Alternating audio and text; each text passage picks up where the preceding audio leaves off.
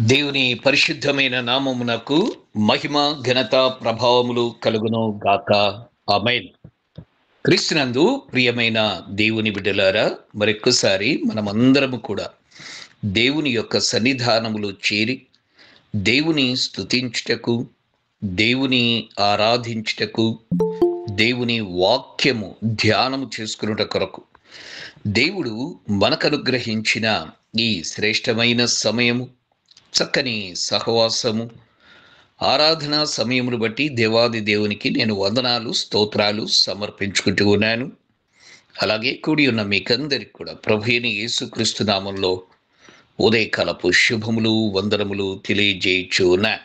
సర్వోన్నతిని మహాకృప మిమ్మను ఆవరించి మిమ్మను కాపాడి దీవించును గాక. ఆమేన్. రైట్. ఈరోజు మన ధ్యానాంశము Acts. Acts, ACTS, Acts. Acts అంటే అపోస్తులుల కార్యముల గ్రంథానికి ఇంగ్లీష్లో వ్రాయబడినటువంటి పదము యాక్ట్స్. కానీ నేను యాక్ట్స్ అంటే కార్యములు లేకపోతే క్రియలు. మన ప్రార్థనా జీవితం క్రియలలో రూపకంగా ఉండాలనే ఉద్దేశము చేత ఈ అంశాన్ని నేను ఎంచుకున్నాను. యాక్ట్స్లో మొదటి అక్షరము ఏ. ఏ ఫర్ అడోరేషన్ అంటే దేవుణ్ణి ఆరాధించడం. సి ఫర్ కన్ఫెషన్ అంటే మన పాపములు మనం ఒప్పుకోవడం. టీ ఫర్ థ్యాంక్స్ గివింగ్ అంటే దేవుడు చేసిన మేళ్ళన్నిటికీ కృతజ్ఞతలు చెల్లించడం. ఎస్ ఫర్ సప్లికేషన్ అంటే అప్పుడు ప్రార్థన చేయడం. సాధారణంగా ఈ రోజుల్లో క్రైస్తవులకు ప్రార్థనకు జవాబు రావడం లేదు అంటే కొన్ని కారణాలను మనమే పరిశీలించుకోవాలి.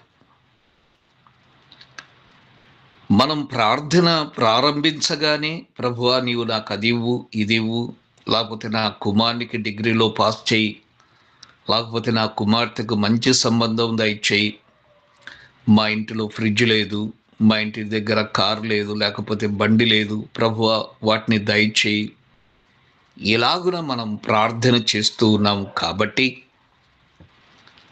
ఒకవేళ మన ప్రార్థనలకు జవాబు రాలేదేమో. పాత నిబంధనలో భక్తులలో ఉన్నటువంటి ఆ గొప్ప విశేష లక్షణం మనం ఒకసారి పాటిద్దాం. ఏ ఫర్ అడోరేషన్ అంటే ఏమని అర్థం అంటే, ఎస్, ఒక్క నిమిషం. దేవుడు ఏమై ఉన్నాడో మనం గ్రహించాలి. మొట్టమొదట నువ్వు ప్రార్థనలో కూర్చున్నప్పుడు, మోకరించినప్పుడు ఎవరి సన్నిధిలో మోకరించావో, కోర్స్ మీ ఇంటిలో మోకరించినా కూడా జాగ్రత్తగా వినండి, అందరు జాగ్రత్తగా వినండి. మీ ఇంటిలో మోకరించినా కూడా ఎవరి సన్నిధిలో నువ్వు మోకరించావో ఆ దేవుడు ఎలాంటి వాడో నువ్వు గుర్తుపెట్టుకోవాలి, నువ్వు గ్రహించాలి, ఆయన్ను ఆరాధించాలి. ఏ ఫర్ అడోరేషన్, ఆరాధించాలి. రెండవది కన్ఫెషన్. కన్ఫెషన్ అంటే ఒప్పుకోలు. ఎప్పుడైతే నువ్వు నీ దేవుణ్ణి ఏమై ఉన్నాడో అని అర్థం చేసుకోగలిగితే ఆటోమేటిక్గా నువ్వు ఏంటో నీకు తెలిసిపోతుంది. ఆటోమేటిక్గా నువ్వు ఏంటో నీకు తెలిసిపోతుంది.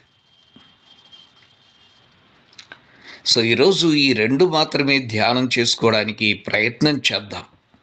ఆ తర్వాత టీ ఫర్ థ్యాంక్స్ గివింగ్ ఉంది.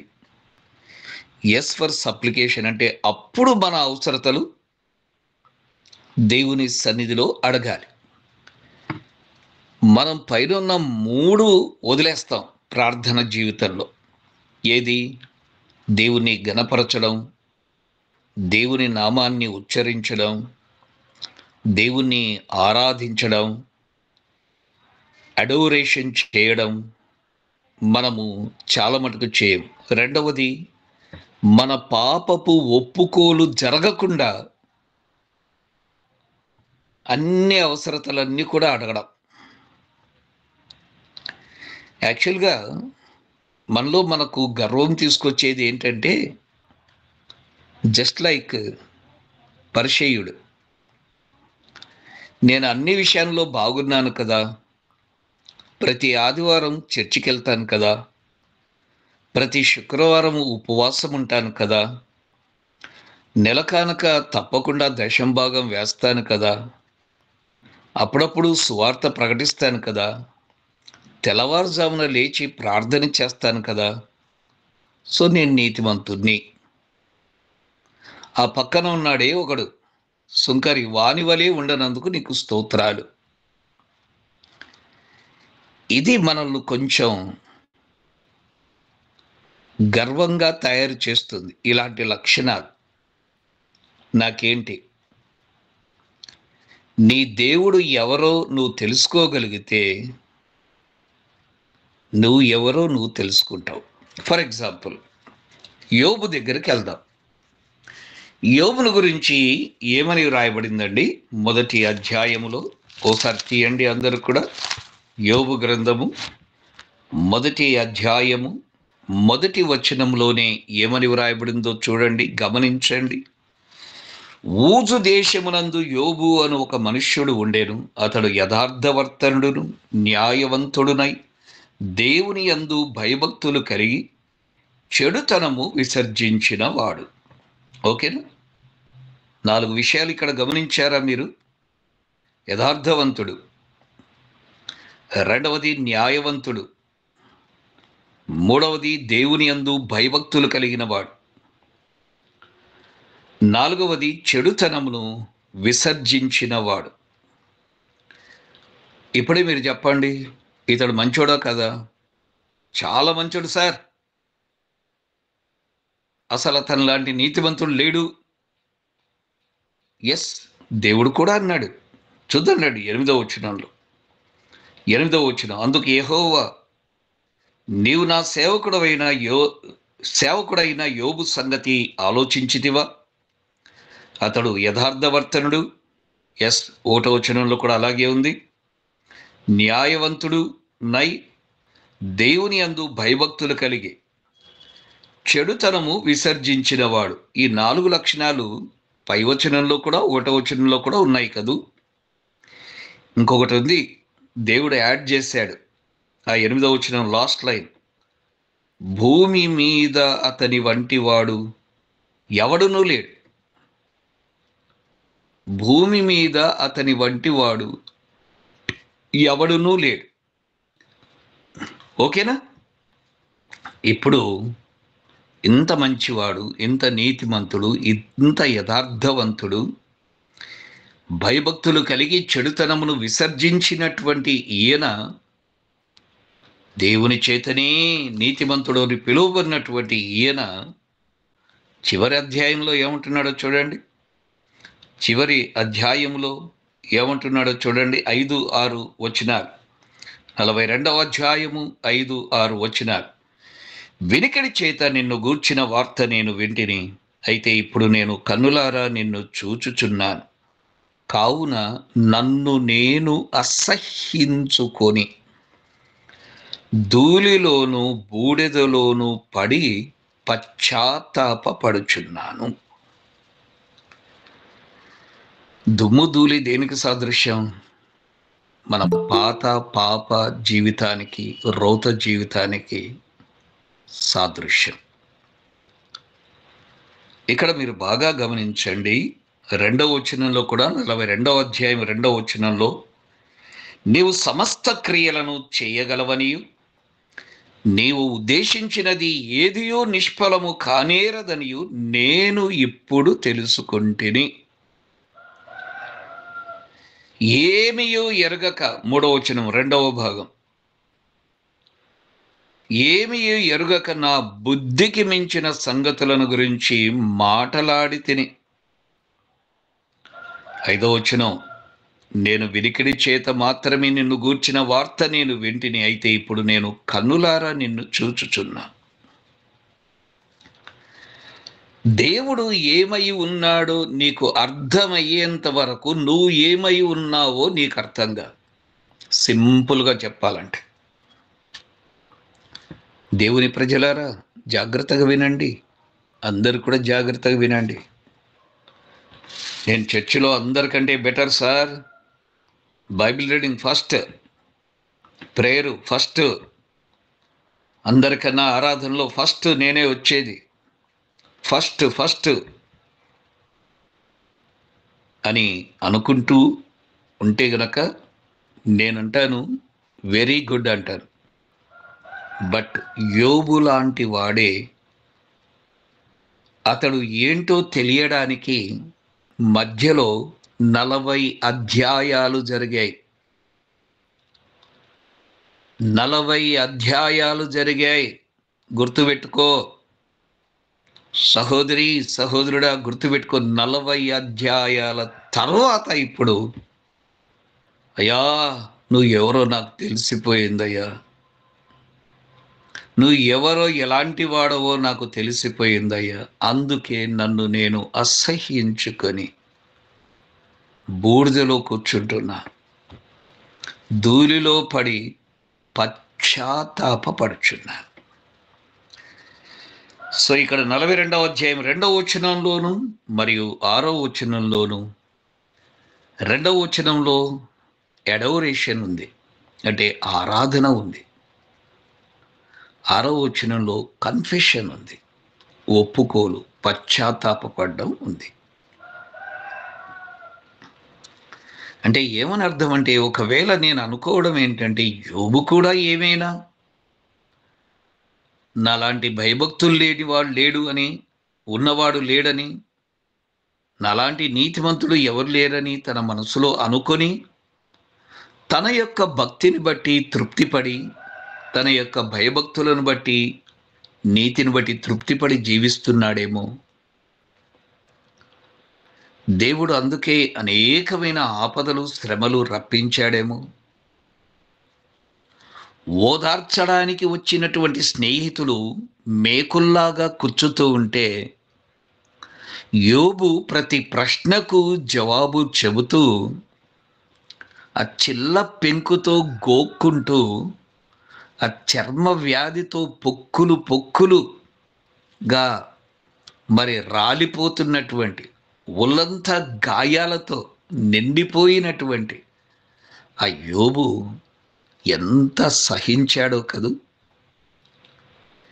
ఇదంతా జరిగిన తర్వాత ఇంకొకడు వచ్చాడు, 4వ వాడు. వాడు ఇంకా పనికి మాలినవాడు. వాని పేరేంటో చూద్దాం రండి. 32వ అధ్యాయం, 32వ అధ్యాయం, 32వ అధ్యాయం, రైట్, 2వ వచనం. అప్పుడు రాము వంశస్థుడును బూజీయుడును బరకీయులు కుమారుడు నగు ఎలీహు యోబు దేవుని కంటే తానే నీతిమంతుడైనట్టు చెప్పుకొనుట చూచి అతని మీద బహుగా కోపించెను. మరి 32వ అధ్యాయము, 33వ అధ్యాయము, 34వ అధ్యాయము వాడు మాట్లాడాడు. తర్వాత 35వ అధ్యాయంలో కూడా మాట్లాడాడు, 36వ అధ్యాయంలో మాట్లాడాడు. ఇవన్నీ మాట్లాడిన తర్వాత దేవుడు ప్రత్యక్షమయ్యాడు 38వ అధ్యాయంలో. అప్పుడు యెహోవా సుడిగాలిలో నుండి ఈలాగున యోబునకు ప్రత్యుత్తరం ఇచ్చాను. ఆ అధ్యాయాలు చదివితే మనకు వణుకొస్తుందండి, మనకు భయం వేస్తుందండి. ఆ అధ్యాయాలు కనుక చదివితే మనకు బెదిరొస్తుంది. అలాగ మాట్లాడాడు దేవుడు యోబుతో. ఈ మాటలన్నీ విన్న తర్వాత దేవుణ్ణి ఎవరో గుర్తుపట్టగలిగాడు యోబు.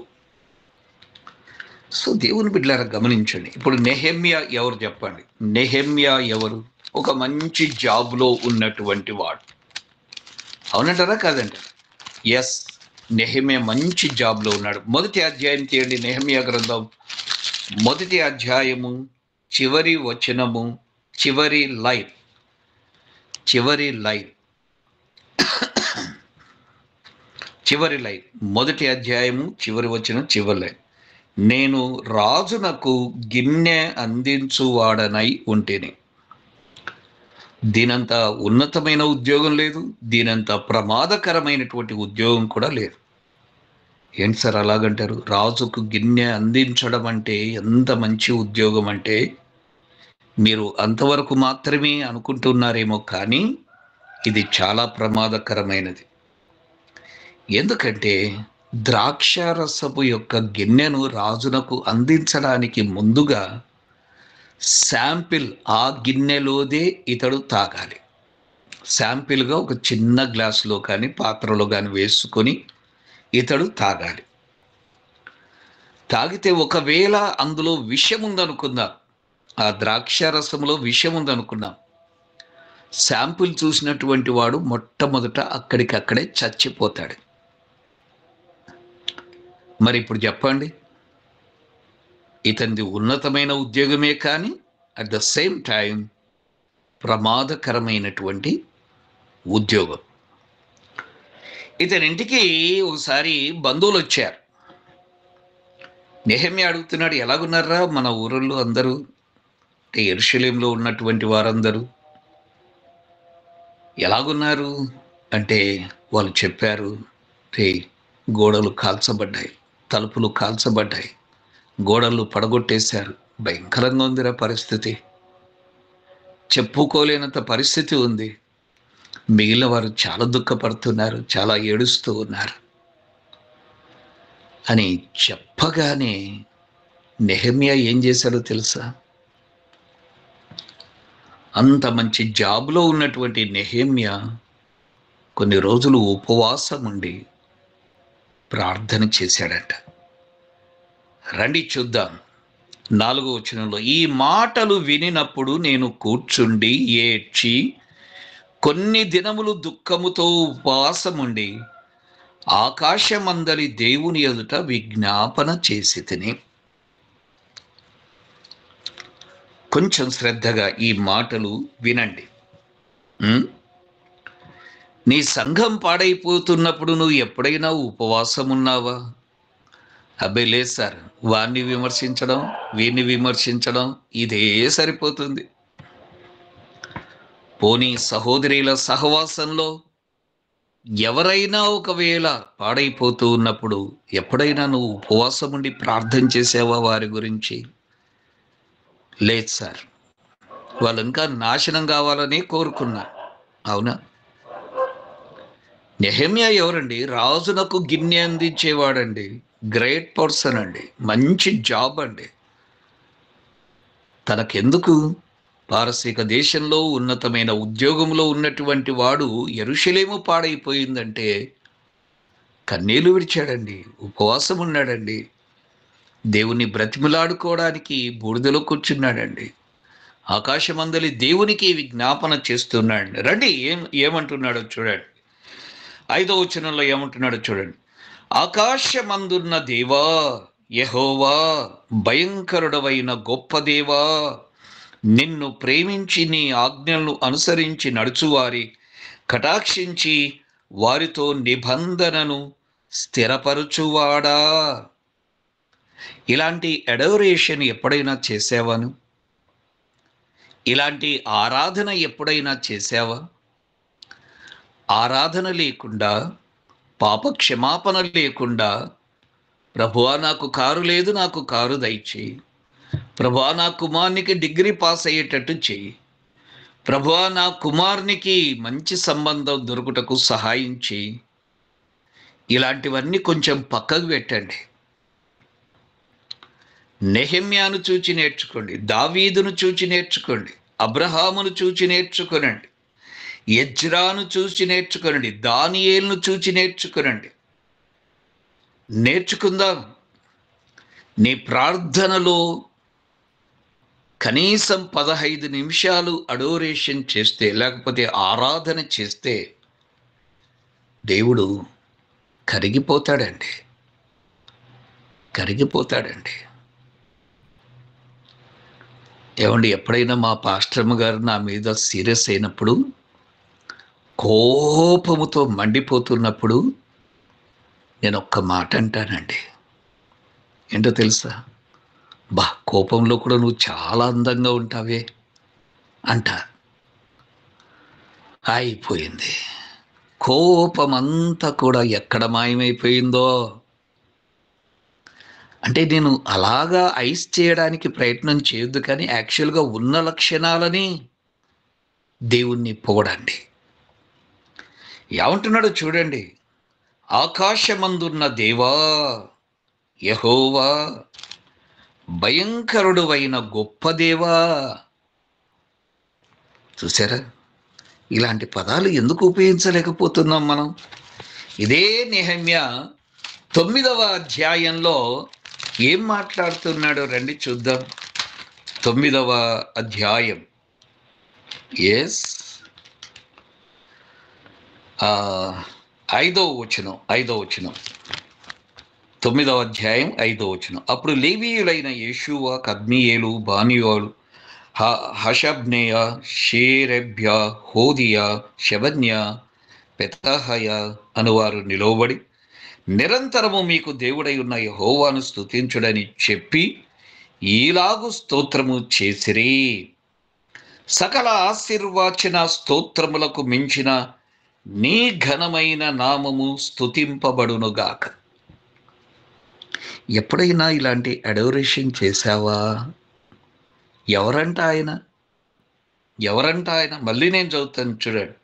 సకల ఆశీర్వాచన స్తోత్రములకు మించిన నీ ఘనమైన నామము స్తుతింపబడునుగాక. 6వ వచనం. నీవే అద్వితీయుడవైన యెహోవా, నీవే ఆకాశమును మహాకాశములను వాటి సైన్యమును భూమిలో దానిలో ఉండునది అంతటిని సముద్రములను వాటిలో ఉండునది అంతటిని సృజించి వాటినన్నిటినీ కాపాడువాడవు. ఆకాశ సైన్యమంతయు నీకే నమస్కారము చేయుచున్నది. దేవా యెహోవా అబ్రహామును ఏర్పరచుకొని. ఓకేనా? ఈ రకంగా వారు దేవుణ్ణి ఘనపరిచారండి. వారు దేవుణ్ణి ఘనపరిచినందువలన దేవుని యొక్క కోపం మటుమాయమైపోయింది. అప్పుడు వాళ్ళు కన్ఫెషన్, ACTS అన్నాను కదూ, యాక్ట్స్, ఏలో అడోరేషన్ అయిపోయిన వెంటనే వాళ్ళు కన్ఫెషన్ చేశారు. మొదటి అధ్యాయము నెహెమ్యా గ్రంథము చూడండి. 6వ వచనంలో ఈ రకంగా వ్రాయబడి ఉన్నది. 6వ వచనం. నీ చెవియొగ్గి నీ నేత్రములు తెరిచి నీ సన్నిధిని దివారాత్రము నీ దాసులైన ఇశ్రాయేళ్ల పక్షముగా నేను చేయు ప్రార్థన అంగీకరించుము. నీకు విరోధముగా పాపము చేసిన ఇశ్రాయేలీయుల కుమారుల దోషమును నేను ఒప్పుకొనుచున్నాను. నేనును నా తండ్రి ఇంటి వారును పాపము చేసి ఉన్నాము. నీ ఎదుట బహు అసహ్యముగా ప్రవర్తించితిమి. నేను మళ్ళీ చెప్తున్నాను, నువ్వు ఎవరి సన్నిధిలో అయితే మోకరించావో ఆ దేవుడు ఎలాంటి వాడో నీకు తెలియకపోతే నువ్వు ఎవరో నీకు తెలియదు. నెహెమ్యా దేవుణ్ణి ఘనపరిచిన తర్వాత తాను ఏంటి? యాక్చువల్గా తాను కూడా భయభక్తులు కలిగిన వాడే. కానీ ఏమంటున్నాడంటే, ఇశ్రాయేలు నీకు విరోధంగా పాపం చేశారు, నేనును అనే మాట ఉందా మీ బైబిల్లో? నా బైబిల్లో ఉంది. మరి మీ బైబిల్లో ఉందో లేదో తెలియదు. 6వ వచనం లాస్ట్ లైన్లో, 6వ వచనం లాస్ట్ లైన్లో, నేనును నా తండ్రి ఇంటి వారును పాపము చేసి ఉన్నాము. అదే వారిని అడగండి. ఎవడాడు? వాడు పరిచయుడు అడగండి. పరిచయుడిని అడగండి. వారి దగ్గర కూడా పోయే చూద్దాం ఒక్కసారి. ఓకేనా? ఎక్కడ? లూకాసు వార్త 18వ అధ్యాయములో, లూకాసు వార్త 18వ అధ్యాయంలో రండి, నేను వచనం కూడా చూపిస్తాను. ఎస్, 9వ వచనం నుంచి నేను చదువుతూ ఉన్నాను. లూకాసు సువార్త 18వ అధ్యాయం 9వ వచనం. తామే నీతిమంతులమని తమ్ము నమ్ముకొని ఇతరులను తృణీకరించు కొందరితో ఆయన ఈ ఉపమానము చెప్పారు. ప్రార్థన చేయుటకై 2 మనుష్యులు దేవాలయమునకు వెళ్ళిరి. వారిలో ఒకడు పరిసయ్యుడు, ఒకడు సుంకరి. పరిసయ్యుడు నిలువబడి, దేవా, నేను చోర్లును, అన్యాయస్తులను, వ్యభిచారులనైనా, ఇతర మనుష్యుల వలనైనను, ఈ సుంకరి వలనైనను ఉండనందుకు నీకు కృతజ్ఞతాస్తుతులు చెల్లిస్తున్నాను. వారానికి 2 సార్లు ఉపవాసం ఉంటాను. నా సంపాదన అంతట్లో 10వ భాగం చెల్లిస్తా అని తనలో తాను ప్రార్థించుచుండెను. అయితే సుంకరి దూరముగా నిలుచుండి ఆకాశం వైపు కన్నులెత్తుటకైనను ధైర్యము చాలక రొమ్ము కొట్టుకొనుచు, దేవా, పాపినైన నన్ను కరుణించుమని పలికెను. 14వ వచనం. అతని కంటే ఇతడు నీతిమంతుడుగా తీర్చబడి తన ఇంటికి వెళ్ళనని మీతో చెప్పుచున్నాను. ఇవన్నీ నేను చదువుతున్న దేవుని మాటలే సుమి. మీతో ఒకవేళ దేవుడు సూటిగా మాట్లాడితే అంగీకరించాలి, మరి తప్పదు. మరి మనం అందరం పెద్ద కుమారుని మాదిరి ఉన్నాం ఇప్పుడు కదూ. నేను ఏ తప్పు చేయలేదు. తప్పంతా చేసింది ఎవరు చెప్పండి? చిన్న కొడుకు. ఇక్కడ 15వ అధ్యాయంలో ఆ కథ చెప్పాడు యేసయ్య. 16వ అధ్యాయంలో పరిసయ్యుడు సుంకరి రూపంలో కూడా సేమ్ స్టోరీ. పరిసయ్యుడు పెద్ద కుమారుడు. నేను ఏం తప్పు చేయలేదు డాడీ, అయినా కూడా ఎప్పుడైనా ఒక కోడెనైనా, ఒక గొర్రె పిల్లైనా వధించావా నా కోసం, నా ఫ్రెండ్స్తో ఎంజాయ్ చేయడానికి? గలాట వేసుకున్నాడండి వాడు గేటు దగ్గర. లోపలికి రాకుండా గలాట వేసుకున్నాడు వాడు. లోపలేమో అద్భుతమైన విందు, ఎక్కడ చూసినా సంతోషం, ఎక్కడ చూసినా డెకరేషన్, ఎటు చూసినా లైటింగ్లు. ఆ కాలంలో ఉన్నాయో లేదో తెలియదు, కానీ మనం ఊహించుకుందాం. అంత అద్భుతమైన పండుగ వాతావరణం జరుగుతూ ఉంటే నీ ఆస్తిని వేశ్యలకు అప్పగించి దుర్వ్యాపారము చేత నశింపజేసినటువంటి తిరిగి వచ్చిన నీ కొడుక్కు నువ్వు ఇంత విందు చేస్తావా? తండ్రి అడుక్కుంటున్నాడు, లోపలికి రానన్న, లోపలికి రానన్న. నో, నేను రాను. పాపుల మందిరంలోనికి నేను ఎలాగొస్తాను? నేను పెద్ద పరిచయుని, నేను విశ్వాసిని. మేము ఆ విశ్వాసుల గుంపులోకి మాత్రమే వెళ్తాం. మీ చర్చికి ఎందుకు వస్తాం? ఏ బాబోయ్, వీళ్ళంతా పరిచయులేనండి. వీళ్ళంతా పరిచయులే.